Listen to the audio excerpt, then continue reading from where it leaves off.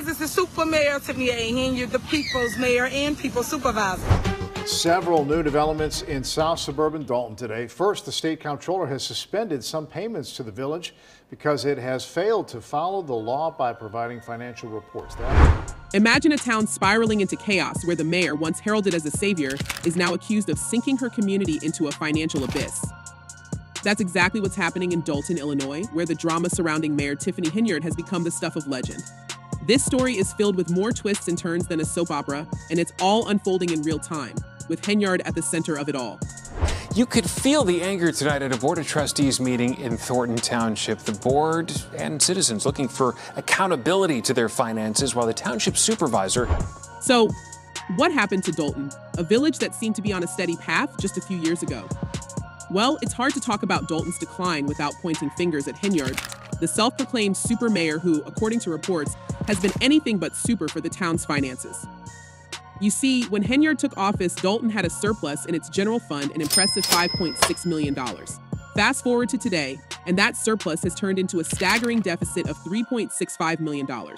So, where did all that money go? So that's one of the reasons I vote no when we go through our board packets. It's like, you know, some of this stuff, it's like you don't know exactly what it's for, and then when you ask a question, there's no answer. It's not like Henyard has been around for decades either. She was elected in 2021, and it didn't take long for things to start going downhill. There's a reason why former Chicago Mayor Lori Lightfoot was brought in to investigate Dolton's financial mess. Henyard's spending has raised more than a few eyebrows. We're talking about lavish trips to Las Vegas, where she allegedly racked up thousands of dollars in expenses on the taxpayer's dime, not to mention those infamous Amazon shopping sprees. We mean, who spends $33,000 in a single day on Amazon? That's the kind of shopping spree most people could only dream of. But it saddens my heart that you are up here at this special meeting and not downstairs where we have big bingo. Sometimes we get invoices, but those invoices lead to more questions, and sometimes we don't get questions, answers to those questions. And so it's not about clickbait, it's about just making sure the right thing is. But before we dive deeper into Henyard's alleged misuse of funds, let's rewind and look at how she even got to this point. It's a story that's as controversial as her actions in office. Henyard didn't just waltz into the mayor's office. Her rise to power was anything but smooth. The village of Dolton was left scrambling after the previous mayor passed away, and the Board of Trustees was tasked with finding a replacement. With the clock ticking and no consensus in sight, the board, in a last-minute move, appointed Henyard seemingly out of nowhere. According to those who were there, the decision was a shock, even to Henyard herself. But what happened next was even more surprising. From the moment she was sworn in, Henyard seemed determined to make her mark, and not necessarily in a good way. One of her first moves was to start cleaning house. Longtime employees, some of whom had been loyal to the previous administration, found themselves out the door without so much as an explanation. 2 key officials were fired in what felt like the blink of an eye, leaving many to wonder if Henyard was settling old scores or simply trying to assert her dominance. Is there a motion to terminate Keith Freeman? And while she never provided a clear reason for these firings, it didn't take long for rumors to start swirling. Some said she felt threatened by those who knew more about running the village than she did. Others believed she was trying to rid the administration of anyone who might challenge her authority. As Henyard began consolidating power, the cracks in her administration quickly started to show. Instead of focusing on the needs of the village, it seemed like Henyard was more interested in building her own empire. She started referring to herself as the super mayor, a title that seemed more fitting for a comic book character than a public official. I think you should pay everybody. Is it the reason why you guys are not paying whatever that vendor is? What was it for? It was for shirts. That's what it's for. You just got it. But behind the scenes, the reality was far from heroic. Reports began to surface about how Henyard was using taxpayer money for personal gain. Lavish dinners, expensive trips, and even a private police detail, all of it allegedly funded by the people of Dolton. And it didn't stop there. Henyard's penchant for luxury extended to her personal life, too. She was reportedly living like royalty, with a combined salary of nearly $300,000 more than the governor of Illinois. And all of this while the average income in Dolton was just $24,000. The disparity was glaring, and it didn't go unnoticed by the community. They knew what they were doing, and they thought they can get away with it. The people of Dolton weren't just sitting back and letting this happen either. As the stories about Henyard's spending habits started to spread, so did the public's anger. Residents began showing up to village meetings, demanding answers. But instead of addressing their concerns, Henyard doubled down.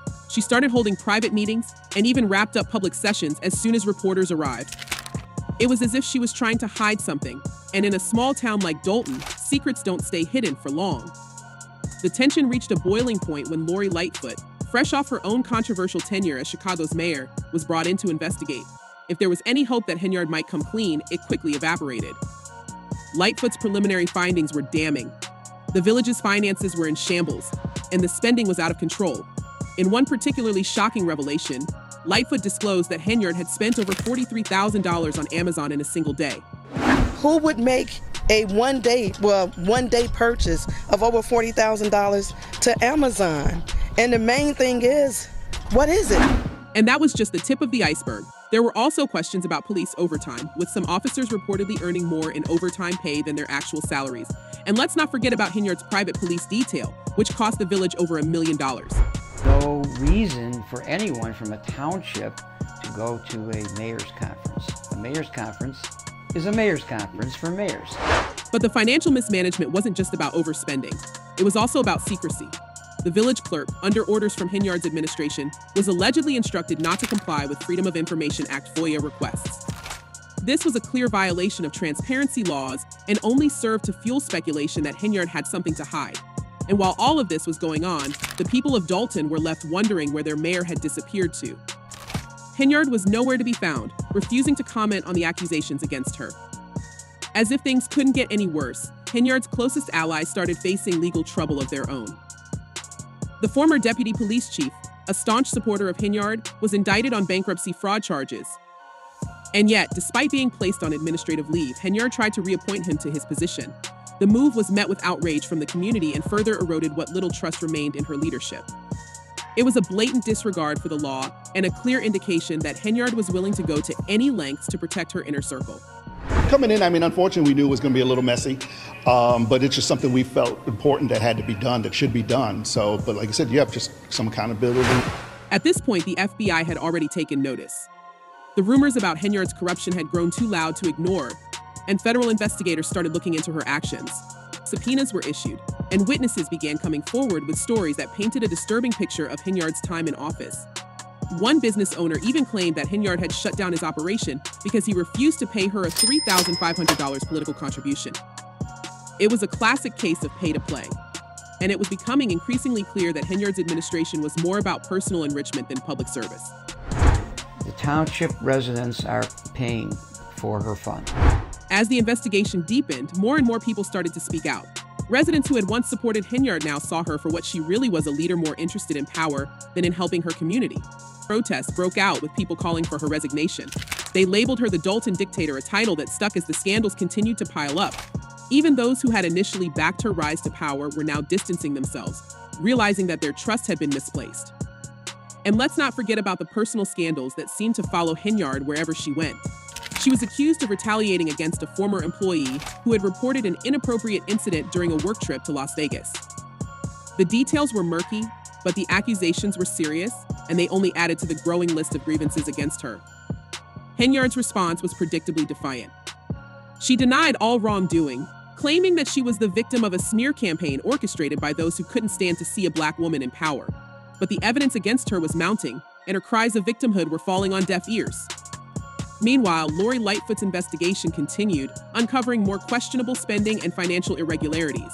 The village was drowning in debt, with unpaid bills piling up and services suffering as a result. The public's frustration was palpable, and it wasn't long before the whispers of a federal indictment began circulating. People were speculating not if Henyard would be charged, but when. Throughout all of this, Henyard remains defiant.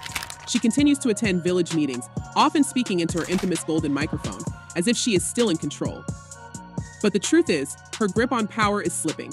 Her once loyal supporters are turning against her, and even her closest allies are beginning to see the writing on the wall. The federal investigation is closing in, and it seems like only a matter of time before Henyard faces the consequences of her actions. Deep debt, and that is the finding of an investigation of village finances and the spending habits of beleaguered Mayor Tiffany Henyard. The drama in Dolton is far from over, though. As the investigation unfolds, new details are emerging almost daily, each one more shocking than the last. The village that once had so much promise is now at the mercy of a leader who has seemingly lost her way. And while the people of Dolton wait for justice to be served, they're left to pick up the pieces of a community that is being torn apart by greed, corruption, and betrayal. In the end, Tiffany Henyard's story is a cautionary tale about the dangers of unchecked power. It's a reminder that even those who rise to the highest levels of government can fall just as quickly if they forget who they're supposed to serve. The people of Dolton deserve better, and as the investigation continues, they're hoping that a new chapter will soon begin, one where transparency, accountability, and true leadership can finally take root. But for now, all eyes are on Henyard as she faces the consequences of her actions, with the fate of Dolton hanging in the balance. So what do you think? Is Tiffany Henyard's downfall inevitable, or is there a chance she might somehow wiggle out of this mess? And with all these allegations swirling, can Dolton ever recover from the damage that's been done? Let us know your thoughts in the comments below. Until next time, stay tuned.